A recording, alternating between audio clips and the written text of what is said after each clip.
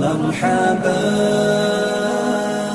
يا رمضان مرحبا يا Ramzan Ramzan ni mwezi mmoja uliosakirwa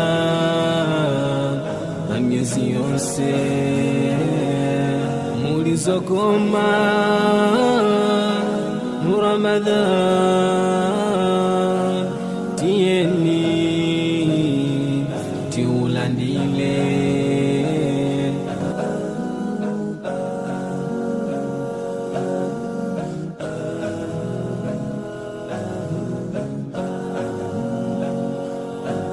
Ramadan Ramadan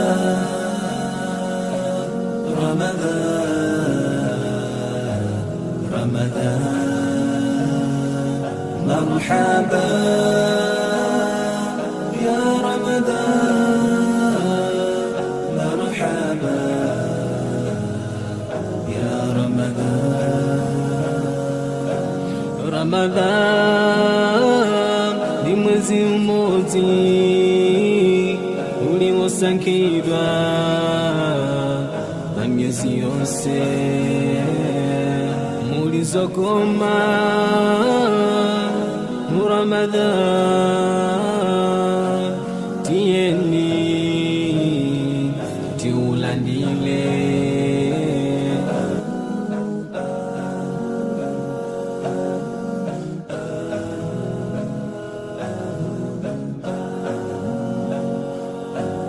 Ramadan Ramadan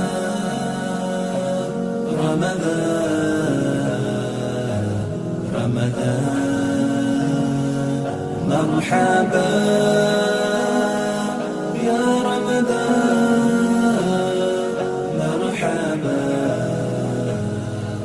يا رمضان نحمده ونصلي على رسوله الكريم وعلى آله وأصحابه أجمعين اما بعد فاعوذ باللہ من الشیطان الرجیم بسم اللہ الرحمن الرحیم هو الذی ارسل رسوله بالهدى ودین الحق لیظہرہ علی الدین کلہ ولو کرہ المشرکون وقال تعالی وقل جاء الحق وزهق الباطل ان الباطل كان زهوقا وفي موضع آخر قال الله تعالى كم من فئة قليلة غلبت فئة كثيرة صدق الله العلی العظیم. قابل احترام بزرگوں، نوجوان دوستوں اور ساتھیوں، السلام علیکم ورحمۃ اللہ وبرکاتہ. رمضان کے دوسرے عشرے کے آخری حصے میں یعنی 17ویں رمضان کو ایک تاریخ ساز واقعہ ہوا. 17 رمضان تھی اور بہت بڑا واقعہ اس دنیا کے اندر واقع ہوا جس کو ہم یوم البدر کہتے ہیں. بدر کا دن، یوم الفرقان کہتے ہیں، فرقان کا دن. یہ پوری انسانی تاریخ کے اندر ایک سنگ میل کی حیثیت رکھتا ہے اور رمضان المبارک کی حیثیت سے، اس کی برکات کی حیثیت سے اس کی بڑی اہمیت واقع ہے. یوں تو رمضان المبارک کے حوالے سے کئی واقعات ایسے ہیں جو اپنی جگہ بہت اہم ترین ہیں، جس میں سے یہ بدر کا واقعہ بھی ہے. اسلامی تاریخ کے اندر بدر کے واقعے کی اہمیت ایسے ہی ہے جیسے نبوت کے وقت قرآن مجید کا نزول ہوا.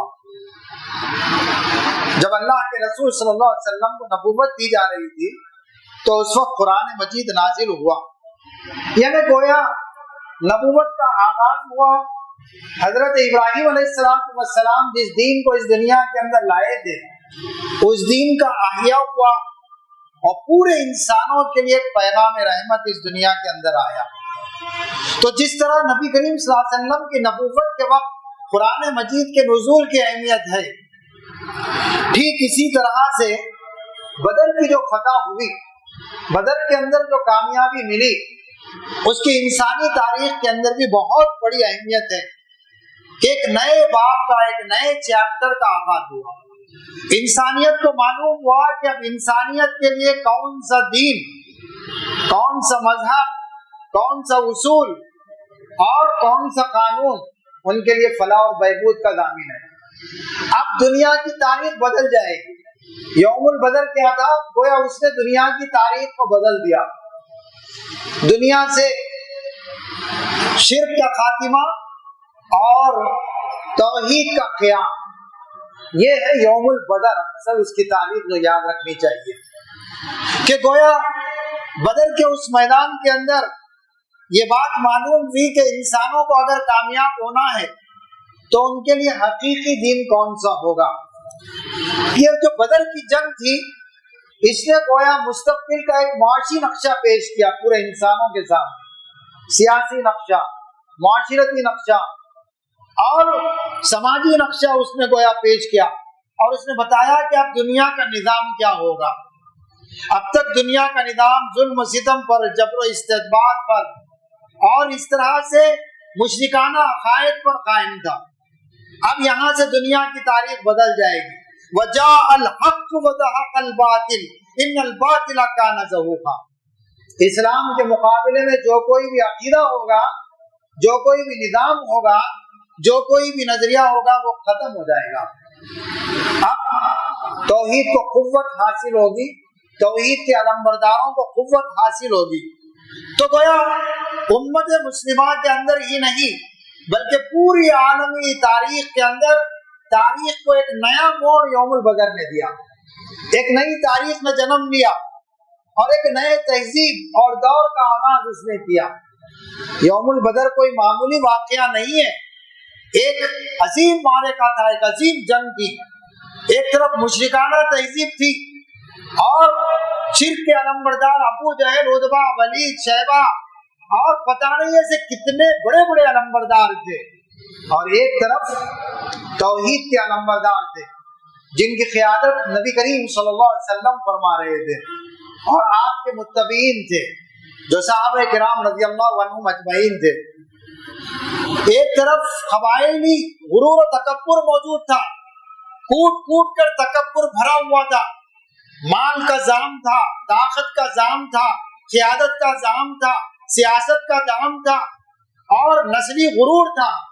और दूसरी तरफ हम देखते हैं कि यौमुल बदर ने यह साबित करके बताया कि एक तरफ वो लोग हैं जो तौहीद के अलमबरदार हैं, जो खुदा के फर्माबरदार हैं, आबिद और मुत्तकी और परहेजगार हैं, इस जमीन पर तौहीद को कायम करने के लिए जिन्होंने अपने माल और जान का सरमाया लगाया। यह है यौमुल बदर की तारीख जिसने पूरे निजाम को तब्दील करके रख दिया। तारीख में ये कभी भी ऐसा होता रहा है, जब भी हुआ और आज भी हो रहा है। आप जरा गौर करके देखिए कि जब नबी करीम सल्लल्लाहु अलैहि वसल्लम मक्के की सरजमीन में 13 साल तक काम करते रहे तो उस वक्त भी मक्के के बड़े बड़े सरदारों ने क्या किया, शाम से नाच गाने करने वालों को लाते थे, कहानियां सुनाने वालों को लाते थे, ताकि लोगों को, खास तौर पर नौजवानों को, ऐसे चीजों के अंदर मजबूर कर दिया जाए कि जिसकी वजह से वो इस्लाम की तरफ मुतवज्जे ना हो सके। कोई हरफा उन्होंने नहीं छोड़ा और सखावत के नाम पर, तहजीब के नाम पर, कल्चर के नाम पर उन्होंने फहाशी को और जिस्म फरोशी को, बरहंगी को उस माहौल के अंदर भी आम किया ताकि नौजवानों के ज़हन किसी मकसद के लिए काम न कर सके। उस दौर में भी हुआ, आज भी ऐसा ही हो रहा है। आज भी आप देखेंगे तो ये जो नेट और सोशल मीडिया और जितने भी जराए हैं उस पर बातिल निजाम की जो गिरफ्त है उसने गोया पूरी दुनिया के नौजवानों को बेमकसद जिंदगी की तरफ मोड़ने के लिए बड़ा रोल अदा किया है और अदा कर रहे हैं। नाच गाना, बरहंगी, फहाशी और ऐसे ऐसे मनाजिर कि जिसकी वजह से नौजवानों को बेहयाई का मुर्तकिब बनाया जाए और इस्लाम के बारे में संजीदगी के मामले में वो غور و فکر نہ کر سکے. یہی طریقہ کار انہوں نے اپنایا. ایک طرف فحاشی کے کاروبار کو انہوں نے بڑھاوا دیا, دوسری طرف ظلم و ستم کو انتہا درجے کا بڑھا دیا. مکے کے اندر مسلمانوں کا جینا دوبھر کر دیا. کوئی دن مسلمانوں کا مکے کی پوری 13 سال کے اندر ایسا نہیں گزرتا تھا جہاں پر ان کو کوئی ذہنی سکون ہو سکے, اطمینان کی سانس لے سکے. ان کے اوپر نفسیاتی اور ان کے اوپر جسمانی سزائیں اور جتنی چیزیں ہو سکتی تھی انہوں نے اس کو آزما کر دیکھا, تاکہ مسلمان کسی قیمت پر بھی اس نظام کے تحت مجتمع نہ ہونے پائے, مستحکم نہ ہونے پائے. نبی کریم صلی اللہ علیہ وسلم کی دعوت کو انہوں نے ختم کرنے کے لیے پورے حربے استعمال کیے. اگر جنگ بدر کا آغاز ہم مکے کی اس سرزمین سے کریں تو کوئی مبالغہ نہیں ہوگا کہ جس وقت انہوں نے یہ طے کیا کہ یہ وہ دعوت ہے کہ اگر اس کو پھلنے پھولنے کا موقع دیا جائے تو ہمارے امراض و مقاصد خاک میں مل جائیں گے اور ہماری نفسانی خواہشات کو خاک میں ملا دینا ہوگا, ہمارا اقتدار ختم ہوگا. لہذا انہوں نے کوئی ایسی بات نہیں چھوڑی جس کی وجہ سے اسلام کو دبانے کی سازشیں نہ رکھی جائے. سب سے پہلا کام جو جنگ بدر کے آغاز کے لیے کہا جا سکتا ہے وہ گویا نبی کریم صلی اللہ علیہ وسلم کے قتل کا معاملہ ہے. ایک بہت بڑا منصوبہ ان لوگوں نے بنایا تھا کہ نہ دائی رہے نہ دعوت رہے, اور جب نہ دائی ہوگا اور نہ دعوت ہوگی تو دعوت کو ماننے والے لوگ کمزور ہو جائیں گے اور یہ دعوت ختم ہو جائے گی, توحید کا نظام بھی ختم ہو جائے گا. یہ سب سے پہلی بات تھی. لیکن اللہ تبارک و تعالیٰ نے نبی کریم صلی اللہ علیہ وسلم کو ایسی ایسی اسٹریٹجیز عطا فرمائی, ایسی ایسی حکمت عملی عطا فرمائی کہ آج دنیا کی کوئی متمکن قوم بھی اس کی نقل کر لے تو وہ بھی کامیاب و کامران ہوتے ہیں. جنگ بدر کے اندر سب سے بڑا نقطہ ایک جاننے کا ہے, وہ یہ ہے کہ یہ جو معرکہ ہوا, یہ جو جنگ ہوئی بدر کے میدان کے اندر, ابھی میں تاریخ میں نہیں گیا, کچھ بنیادی باتیں آپ کے سامنے رکھ کر میں تاریخ میں جاؤں گا. دیکھیں سب سے بڑی بات یہ ہے کہ یہ دو قوتوں کے درمیان میں جو جنگ ہوئی وہ کوئی مادی قوت کی جنگ نہیں تھی. عام طور پر جنگ کی بات جب بھی لوگ سوچتے اور دیکھتے ہیں تو موازنہ اور کمپیئر کرتے ہیں کہ ہتھیار کس کے پاس زیادہ ہیں, لاؤ لشکر کس کے پاس زیادہ ہے, افراد کس کے پاس زیادہ ہے, سیاسی قوت کس کے پاس زیادہ ہے. لیکن یہ عجیب معاملہ ہے کہ جو جنگ بدر ہوئی اس کے اندر مادی قوت مقابلے میں نہیں تھی. دنیا آج بھی حیران ہے. جن مشرکوں نے, جن قریش کے لوگوں نے اس جنگ کی تیاری 1 سال تک کی اور بہت لوگوں نے قسم کھائی تھی کہ ہم مسلمانوں کا خلا خما کر دیں گے, ان کا کوئی بچہ بھی باقی نہیں رہے گا تاکہ کل کے دن کسی بھی وقت پر یہ نظریہ قوت پکڑنے نہ پائے جو نظریہ توحید ہے. قسم کھائی تھی اور انہوں نے اپنے مال کو جمع کیا, زیورات کو جمع کیا, اپنے نوجوانوں کو تربیت دی کہ جس دن یہ معرکہ گرم ہوگا تو کوئی مسلمان باقی نہیں رہے گا. لیکن عجیب منظر دیکھا دنیا نے, اور تاریخ کی کتابوں میں آج بھی لکھا ہوا ہے, پوری دنیا اس وقت پڑھ رہی ہے جنگ بدر کے بارے میں. یہ کوئی مادی طاقت کا مقابلہ نہیں تھا. ایک طرف پورے اسلحے سے لیس پورا لاؤ لشکر تھا. اس دور کے اندر آپ چلے جائیے 1400-1500 سال پہلے کے دور کے اندر, آپ حیران ہو جائیں گے کہ 1000 کے لشکر جرار کے پاس 700 اونٹ ہیں اور 300 گھوڑے, ہر ایک کے پاس زرہ ہے, ہر ایک کے پاس تلوار ہے, یہاں تک کہ 100 اونٹوں پر کھانے پینے کا سامان لگا ہوا ہے. آپ اندازہ نہیں کر سکتے کہ یہ کوئی وقتی تیاری نہیں تھی کہ ادھر سے ابو سفیان کے قافلے کی طرف سے اطلاع ملی کہ اس وقت ہمارے قافلے پر, تجارتی قافلے پر حملہ ہونے والا ہے, لہذا مکے سے فوری نکل پڑو. اس فوری کا جواب اتنا بڑا نہیں ہو سکتا تھا, اتنی بڑی تیاری کے ساتھ نہیں ہو سکتا تھا. تاریخ کے کتابوں میں لکھا ہوا ہے کہ تقریباً 1 سال تک اس جنگ کی تیاری ان مشرکین مکہ نے کی اور قریش نے کی. اور جتنے ساز و سامان کسی جنگ کی کامیابی کے لیے مادی معیار رکھتے ہیں وہ سب قریش مکہ کے پاس موجود تھے، اور دوسری طرف مادی اعتبار سے دنیا کو یقین نہیں آئے گا کہ کیا تھا مسلمانوں کے پاس، بالکل گنتی کے 2 یا 3 گھوڑے تھے، 300 یا 313 کی تعداد تھی، کدھر 1000 کا لشکر جنرال پورے اسلحے سے لیس، اور کدھر 3 گھوڑے اور 70 اونٹ۔ مدینے سے بدر کو پہنچنے کے لیے تمام صحابہ کو مکمل سواری بھی نصیب نہیں ہو سکی، خود رسول اللہ صلی اللہ علیہ وسلم کے ساتھ آپ کی سواری پر چند صحابہ بیٹھتے تھے، اور پیبند لگے ہوئے کپڑے، بے سر و سامانی کی حالت، مسلمانوں کے کاروبار ابھی مستحکم نہیں ہوئے تھے، مدینے میں آ کر صرف 2 سال کا عرصہ ہو رہا تھا، مسلمان نہ معاشی اعتبار سے مستحکم تھے اور نہ سیاسی اعتبار سے مستحکم ہو چکے تھے، اور ایک نظام کی جو بنیاد نبی کریم صلی اللہ علیہ وسلم نے مدینے کے اندر ڈالی تھی وہ بھی نظام مستحکم نہیں ہوا تھا۔ اس بے سر و سامانی کی حالت میں اگر کوئی آج کی متمدن دنیا دیکھتی، اسی نگاہ سے جس نگاہ سے ابو جہل نے مسلمانوں کے اس لشکر جنرال کو دیکھ کر کہا تھا کہ ان کا خاتمہ تو بالکل ہمارے لیے بہت آسان ہے، کوئی مسئلہ نہیں ہے، یہ نہیں تھے اور کمزور بے سر و سامان، اور بڑی تعجب کی بات ہے کہ ان کے پاس جنگ کے دوران میں کھانے پینے کا سامان اتنا محدود مقدار کے اندر تھا کہ تاریخ نگار لکھتے ہیں کہ اگر یہ جنگ چند دن کے لیے بھی بڑھ جاتی تو یہ جنگ لڑنے کے قابل نہیں ہو سکتے تھے مادی اعتبار سے، لیکن آپ دیکھیں گے کہ اللہ تبارک و تعالیٰ کی رحمت کا فیضان مسلمانوں کے اوپر کیسے کیسے ہوا، پورے سورہ انفال کے اندر اس کا پورا تفصیلی ذکر آیا ہے۔ تو اس طرح سے یوم البدر نے اس بات کو ثابت کر کے بتایا کہ حقیقی کامیابی کوالٹی سے ہوگی یا کوانٹٹی سے ہوگی۔ بہت غور سے سنیے، معیار اور مقدار کون سی چیز اہم ہے؟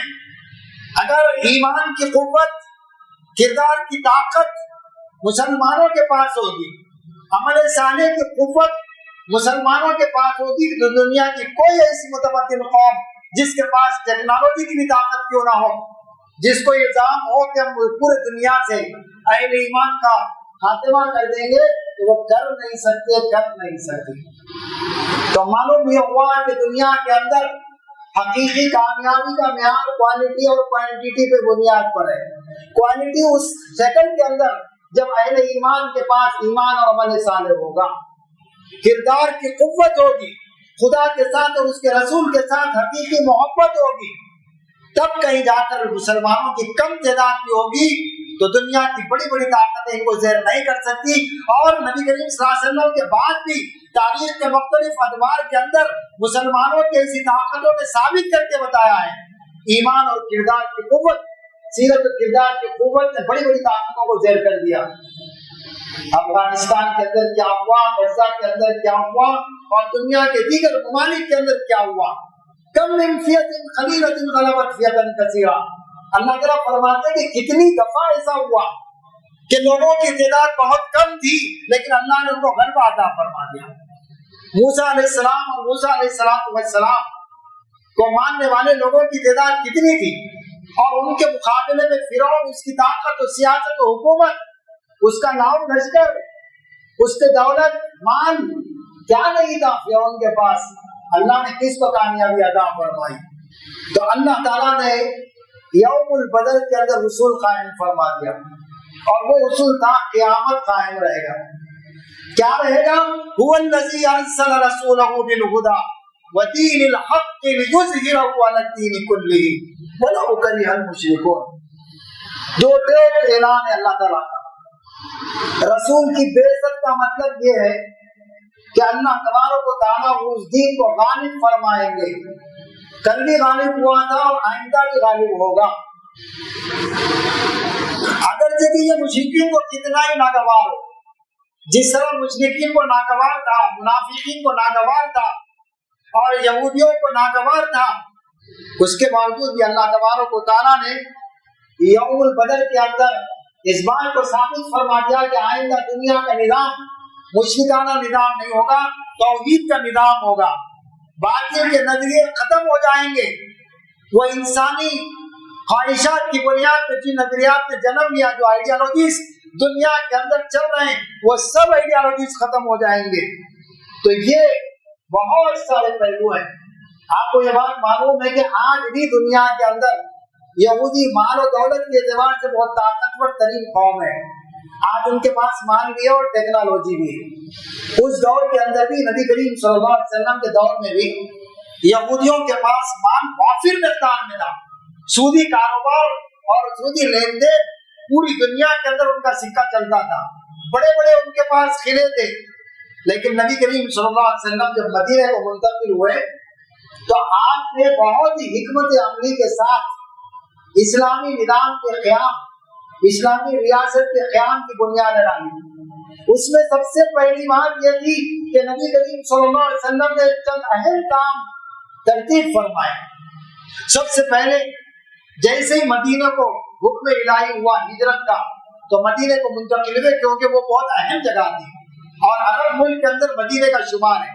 کسی اور جگہ پر حالانکہ حبشہ کو اس سے پہلے ہجرت ہوئی تھی، لیکن مدینے کو ہجرت ہوئی وہ اس لیے ہوئی کہ اللہ تبارک و تعالیٰ کی طرف سے حکم تھا کہ مدینے کو ہجرت کی جائے. مدینہ ایک اہم مقام تھا، ہر اعتبار سے اہم تھا. اس اعتبار سے بھی اہم تھا کہ مکے کے اندر جو قریش مکہ تھے، جو بڑے بڑے سرداران قریش تھے، مشرکین مکہ تھے، ان کی بہت بڑی تجارت شام میں ہوا کرتی تھی. اور یہ لوگ مدینے سے ہوتے ہوئے شام کی بڑی تجارت کر کے 50 لاکھ اشرفی کا جو ہے کاروبار کر کے واپس آتے تھے، جس پر سال بھر کا گزارا ان کا بڑی آسانی کے ساتھ ہوا کرتا تھا. تو جب مدینے کے اندر ہجرت کر کے نبی کریم صلی اللہ علیہ وسلم چلے گئے اور چند کاموں کو آپ نے انجام دیا تو مشرکین کو محسوس ہوا کہ اب یہ نظریہ ہمارے لیے بہت ہی خطرہ بن جائے گا. پہلی بات تو یہ ہے کہ ہمارے سارے کاروبار کا راستہ مدینے سے ہو کر گزرے گا. اگر یہ اسلامی ریاست قائم ہوگی، مسلمانوں کا قبضہ ہوگا، مسلمانوں کو طاقت حاصل ہوگی، نبی کریم صلی اللہ علیہ وسلم کے نظام توحید کو طاقت حاصل ہوگی، تو پھر ہمارے تجارت کے لیے بڑا خطرہ ہو جائے گا جو ہماری شہرت کے کٹ جانے کے برابر ہے. اسی لیے انہوں نے سوچا کہ کسی قیمت پر بھی مسلمانوں کا خلا خما کر دینا چاہیے اور اس کو ختم کر کے چھوڑ دینا چاہیے، ہر اعتبار سے پست کر دینا چاہیے. نمبر 1 بات.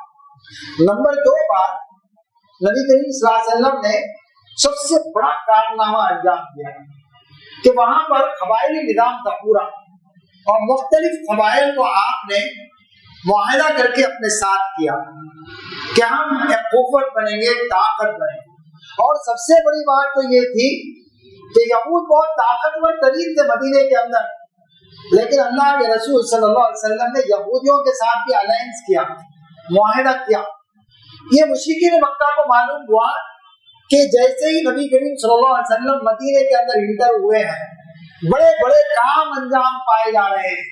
ایک تو قبائلیوں کو آپ نے اپنا ہم نوا بنایا، حالانکہ عقیدے کے اعتبار سے تمام قبائل عرب مشرکین مکہ کے عقائد کے مطابق تھے، ان کے بھی عقائد مشرکانہ تھے.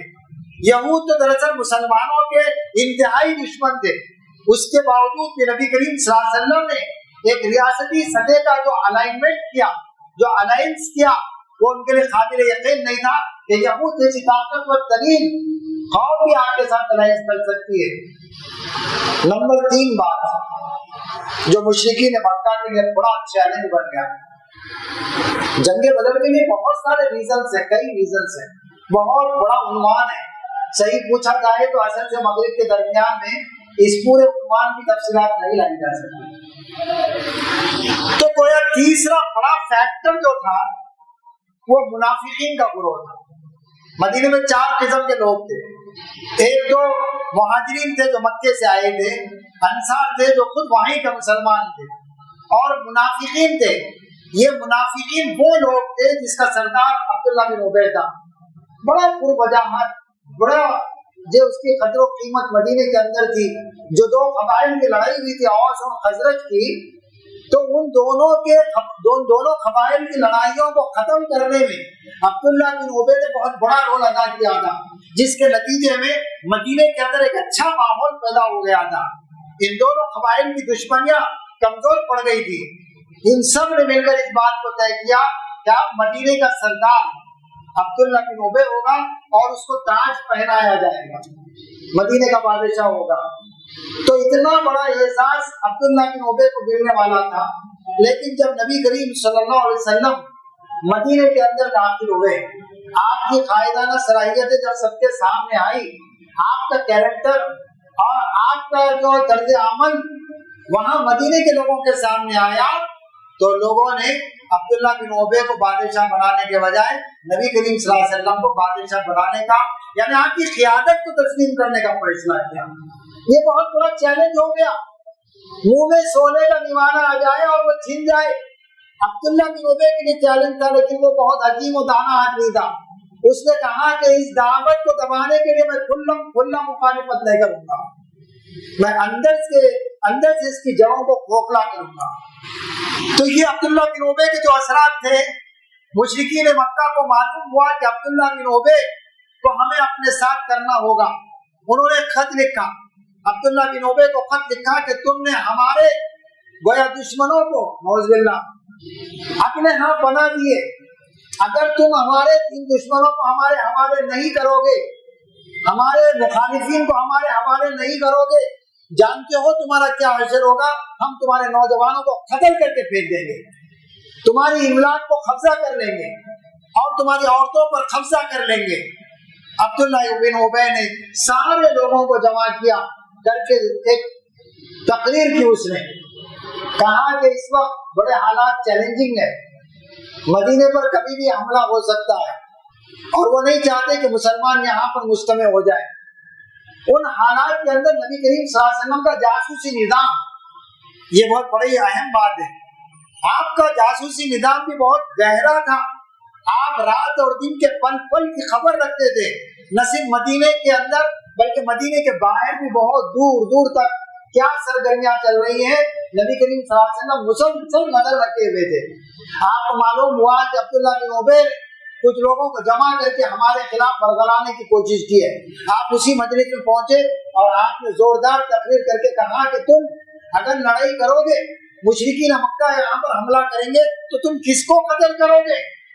मुसलमानों के अंदर जो ईमान लाए हैं वो तुम्हारे बाप हैं, बेटे हैं, भाई हैं, बहन हैं। क्या तुम अपने माँ बाप को, भाई बहन को अपने हाथों से कत्ल करना पसंद करोगे? बात लोगों को समझ में आ गई और उन्होंने तर्क कर दिया इरादा। फिर एक और वाक़या हुआ था। आपको मालूम है कि वहां से बहुत बड़ी दूरी के फासले पर है, कई मील के फासले पर है। वहां से मक्के से एक शख्स आता है, वो उसने मदीने के अंदर दाखिल होकर नबी करीम सल्लल्लाहु अलैहि वसल्लम की चरागाह पर हमला किया, मवेशियों को खत्म किया, एक कत्ल भी किया और इस तरह से उसने पूरे दरख्तों को जला दिया। मुसलमानों को मालूम हुआ तो पीछा किया, लेकिन वो फरार हो गया। तो गोया इस बात का ऐलान था कि हम मक्के से निकलकर मदीने तक आ सकते हैं, सैकड़ों मील का फासला तय करके, और किसी भी वक्त उनको नुकसान पहुंचाने की ताकत और कुव्वत हमारे पास है। एक बहुत बड़ा चैलेंज मुसलमानों को मुशरिकीन मक्का की तरफ से दिया गया। साद इब्न मुआज़ रज़ियल्लाहु अन्हु जब मक्के को गए थे, काबतुल्लाह के तवाफ में थे, उमैया बिन खलफ के साथ थे, तो अबू जहल ने देखा। अबू जहल ने कहा कि साद, अगर तुम उमैया बिन खलफ के साथ ना होते तो तुम यहाँ से जिंदा बच के नहीं जा सकते थे। लेकिन मुसलमानों की हालत अब तब्दील हो गई थी। मुसलमानों के लिए कोई खौफ का मौका नहीं था। जुल्म सितम के माहौल से निकलकर मदीने के ठंडे माहौल के अंदर तशरीफ ला चुके थे। साद इब्न मुआज़ रज़ियल्लाहु अन्हु ने कहा कि खबरदार, तुम क्या बात कह रहे हो? अगर तुमने मुझे हाथ भी उठाया तो जान लो कि तुम्हारा जो शाम का तिजारती रास्ता है, वो तुम तिजारती रास्ते को तुम इस्तेमाल नहीं कर सकते और तो तुम्हारी तिजारत बंद हो जाएगी। चैलेंज पे चैलेंज, एक चैलेंज मुशरिकीन की तरफ से और एक चैलेंज मुवहिदीन की तरफ से। अल्लाह के रसूल सल्लल्लाहु अलैहि वसल्लम की तारीख पढ़िए, जंग बदर के अंदर हमको मालूम होती है कि आपने इक़दाम नहीं फरमाया। उस वक्त आपने उस वक्त कहा कि अपनी तरफ से इक़दाम नहीं करेंगे, जब इक़दाम होगा उधर से तो हम پھر اپنی تلوار اٹھائیں گے, ہم مقابلہ کریں گے. یہ بات بھی جنگ بدر کے اندر ثابت کر دی گئی کہ اسلام صرف تلقین, واعظ, نصیحت, تقریر, گفتگو کا دین نہیں ہے, بلکہ وقت آنے پر ہم اپنی قوت کا مظاہرہ کر کے اس نظام کے لیے مال و جان سے لڑنے کے لیے تیار ہیں. بہت سارے فیکٹرز ہیں جو اس وقت ہوا, تو مسلمانوں کی جو حالت, جو عجیب منظر اس وقت پیش ہوا, دنیا پرست انسان سمجھ نہیں سکتا. قرآن مجید میں وہ جو آیت آئی, ان الذین قالوا ربنا اللہ ثم استقاموا تتنزل علیہم الملائکہ الا تخافوا ولا تحزنوا وابشروا بالجنۃ التي کنتم توعدون. اللہ تعالیٰ نے فرشتوں سے مدد فرمائی. مشرکین مکہ کہتے ہیں کہ اسی پہاڑی پر بیٹھ کر جو لوگ اس جنگ کا نظارہ کر رہے تھے, انہوں نے بادلوں میں سے ایک آواز سنی. کیا آواز سنی؟ جلدی کرو اور دوڑو. ایسی خطرناک آواز تھی, وہ فرشتوں کی جانب سے تھی. ہنہنانے کی بھی آواز آ رہی تھی کہ اس میں سے کمزور دل کے آدمی کی موت اس آواز سے ہو گئی. اور مسلمانوں کا یہ کہنا ہے, صحابہ کرام جس وقت جنگ لڑ رہے تھے, فرشتوں کی طرف سے اللہ تبارک و تعالیٰ نے ایسی مدد و نصرت فرمائی کہ وہ تلوار لے کر ہاتھ اٹھاتے, نیزہ اٹھاتے تو وہ نیزہ جس مقام پر پہنچنا چاہیے اسی مقام پر پہنچتا. بہت بڑا معرکہ تھا, ایمان کا معرکہ, اخلاق کا معرکہ تھا. مسلمانوں نے جو جانفروشی اس جنگ بدر کے اندر کی, ایسا جوش طاقت تھی کہ اپنے قدموں کو اونچا کر کے نبی کریم صلی اللہ علیہ وسلم سے گزارش کر رہے تھے کہ یا رسول اللہ صلی اللہ علیہ وسلم, ہم کو اس جنگ میں آنے کی اجازت مرحمت فرمائیے.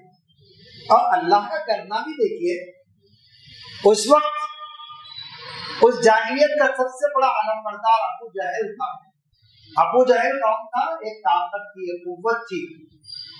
اس کا مقابلہ موت کے بعد نبی کریم صلی اللہ علیہ وسلم نے اس کی مثال فرعون سے دی. یعنی اس دور کا فرعون تھا. اللہ نے اس فرعون کو معصوم بچوں کے ذریعے سے قتل کروایا. بالکل نو عمر بچے تھے. حضرت حمزہ رضی اللہ تعالیٰ, حضرت عمر رضی اللہ تعالیٰ, حضرت علی رضی اللہ تعالیٰ, اور ایسی بڑے بڑے اکابر صحابہ کے ذریعے سے اللہ تبارک و تعالیٰ نے ابو جہل کا قتل نہیں فرمایا, بلکہ معصوم بچے کے ذریعے سے. گویا اس بات کا ثبوت تھا کہ اللہ تبارک و تعالیٰ غرور و تکبر کی گردن کو معمولی ننھے بچوں کے ذریعے سے بھی موڑ دے سکتا ہے. جنگ کے میدان کے اندر بچے اعلان کرتے ہیں کہ فرعون کو, غزہ کا بچہ فرعون کو انا ربکم الاعلی کہنا آتا تھا, لیکن پانی میں تیرنا نہیں آتا. کیا ایمان ہے, کیسا ایمان ہے. دنیا دنگ ہے کہ معمولی بچے بڑے بڑے فوجیوں کے سامنے کھڑے ہو کے اعلان کر رہے ہیں اس ارض فلسطین کے لیے, اس کی کامیابی کے لیے. ان کو نہ جان کا خوف ہے, نہ ان کی بندوقیں دیکھ کر ان کو کوئی خوف ہو رہا ہے. ایسی معصوم ترین بچوں سے, نوجوان بچوں سے اللہ تبارک و تعالیٰ نے اس دور کے فرعون کا خاتمہ فرمایا. اللہ کے رسول صلی اللہ علیہ وسلم نے فرعون جب ابو جہل کی لاش کو دیکھا تو فرمایا, جبکہ اس نے عبداللہ بن مسعود رضی اللہ عنہ سے کہا تھا, جب جنگ کا میدان ختم ہو گیا, مشرکین مکہ کی تعداد مقتولین کی 70 اور مومنین کی 14, اور پھر ان کے بہت سارے قیدی آئے تھے. تو اس وقت نبی کریم صلی اللہ علیہ وسلم نے جو پیشن گوئی فرمائی تھی کہ فلاں جگہ پر عتبہ مرے گا, ولید مرے گا, شیبہ مرے گا اور ابو جہل مرے گا, آپ نے عبداللہ ابن مسعود رضی اللہ عنہ کو روانہ فرمایا, کہا کہ جاؤ اس جنگ کے میدان کے اندر دیکھ کے آؤ کہ ابو جہل کہاں ہے, کہاں پڑا ہوا ہے. سسک رہا تھا, آخری سانسیں لے رہا تھا. جب اس کا گلا کاٹنے گئے, حضرت عبداللہ ابن مسعود رضی اللہ عنہ نے اس نے کہا, اچھا بتاؤ کہ جنگ کا کیا معاملہ ہوا, کیونکہ اللہ نے اس کی بھی ایک دعا قبول کی تھی. روایات میں آتا ہے تاریخ کے اندر کہ جنگ کو نکلنے سے پہلے ابو جہل نے کعبۃ اللہ کا پردہ پکڑا, پردہ پکڑ کے دعا کی. ابو جہل کی بھی دعا قبول ہوئی. پردہ پکڑ کے دعا کی کہ اللہ اس جنگ کے اندر جو حق پر ہوں گے ان کو کامیابی عطا فرمائیے, اور جو ناحق ہوں گے ان کو کچل دیجیے. اللہ نے ان کو کچل دیا, کیونکہ ناحق تھے, شیر کے علمبردار تھے. اور اس وقت عبداللہ ابن مسعود سے پوچھا ابو جہل نے, اچھا بتاؤ کہ نتیجہ کیا برآمد ہوا؟ کہا کہ اللہ نے حق کو کامیابی عطا فرمائی اور باطل کو ناکامی اور نامرادی عطا فرمائی. اس نے کہا کہ تم مجھے قتل کرنا چاہتے ہو, گلا کاٹنا چاہتے ہو, تو ایسا کرو کہ میرے گردن کو بہت نیچے کے ساتھ کاٹو, تاکہ جب مختلف سر رکھے جائیں تو معلوم ہونا چاہیے کہ یہ سر کسی عام انسان کا نہیں ہے, ایک بہت بڑے سردار کا ہے. نبی کریم صلی اللہ علیہ وسلم کے قدموں میں لا کر اس کے سر کو ڈال دیا گیا. تو نبی کریم صلی اللہ علیہ وسلم نے فرمایا فرعون نے تو اپنے موت کے وقت اپنے رب کو یاد کیا تھا, یہ تو فرعون سے بھی آگے نکل گیا اور اس نے لات عزا کو یاد کیا, اپنے رب کو یاد کیا. فرعون اس سے بھی آگے نکل گیا. تو یہ گویا جنگ بدر کی تاریخ ہم سب پڑھیں, ہر سال یاد کریں, تاکہ وہ جذبہ جو اسلام کے لیے مر مٹنے کا جذبہ ہے پوری امت کے اندر پیدا ہونا چاہیے. تو جس وقت یہ معرکہ گرم ہو رہا تھا اس وقت ایک خاتون تھی, اس کا نام عاتقہ تھا. دیکھیے دعائیں بھی کس کس کے قبول ہوتے ہیں. اس نے ابو جہل کے سامنے آ کر ایک خواب بیان کیا کہ میں نے خواب دیکھا ہے کہ ایک شخص کعبۃ اللہ کی دیوار پہ چڑھ گیا ہے, چھت پہ چڑھ گیا ہے اور ایک بڑی چٹان اٹھایا ہے اور کہہ رہا ہے کہ اے قریش کے لوگوں نکلو, اپنے گھروں سے نکلو اور خطرگاہوں کی طرف پہنچو. وہاں سے ایک اونچے مقام پر گیا اور اس نے چٹان کو پھینکا تو قریش کا کوئی ایک گھر ایسا نہیں تھا تو چٹان پارا پارا ہو کے ایک گھر کے اندر داخل ہو گئی. ابو جہل نے مذاق اڑایا, لوگ اب عورتیں بھی نبی بننا شروع ہو گئی ہیں, یہ بھی پیشن گویا کرنا شروع کر دی ہے. اور ایسا ہی ہوا.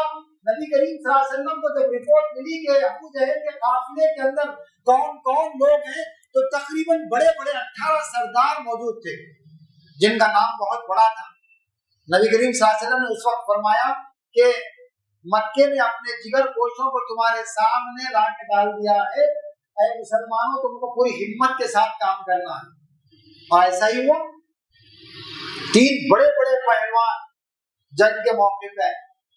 اچھا جب جنگ کا نقشہ بھی تیار ہوا تو بڑا عجیب مرحلہ تھا. نبی کریم صلی اللہ علیہ وسلم کی ایک صفت جو بہت متاثر کن ہے, بہت متاثر کن, دنیا اس کی مثال پیش نہیں کر سکتی, نہیں کر سکتی, نہیں کر سکتی.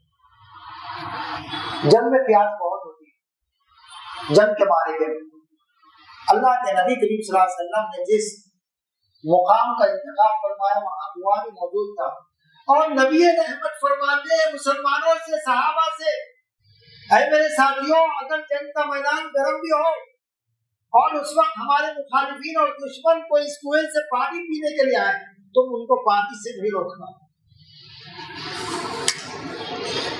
رحمت للعالمین صلی اللہ علیہ وسلم درود بھیجیے. جنگ کے اندر تو ایک دوسرے کو قتل کرنے کے در پہ ہوتے ہیں, پانی پلانا تو بہت دور کی بات ہے. غیر پوری انخلا بہت کم جانوں کے نقصان کے ساتھ عتبہ, اس کا بھائی شیبہ اور عتبہ کا بیٹا ولید, بڑے بڑے پہلوان. اللہ کے رسول صلی اللہ علیہ وسلم نے انصار کے لوگوں میں سے 3 افراد کو, 3 مجاہدین کو مقابلے کے لیے بھیجا انتہائی حقارت کے ساتھ. عتبہ نے سوال کیا من انتم, تم کون ہو؟ انہوں نے کہا کہ ہم انصار ہیں, تمہارے سے ہمارا کوئی مقابلہ نہیں ہوگا, تمہاری کوئی حیثیت ہماری نگاہ میں نہیں.